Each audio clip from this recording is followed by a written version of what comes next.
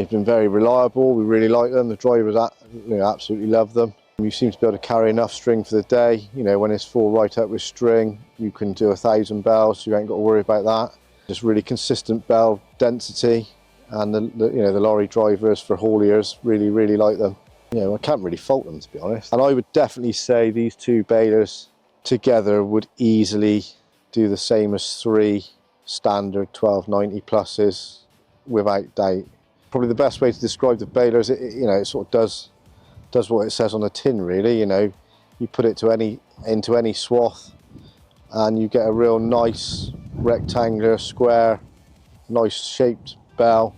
Yeah, I would definitely recommend it to anybody else without a doubt. I think I just think they're a fantastic baler, and I can't see us changing for a while anyway.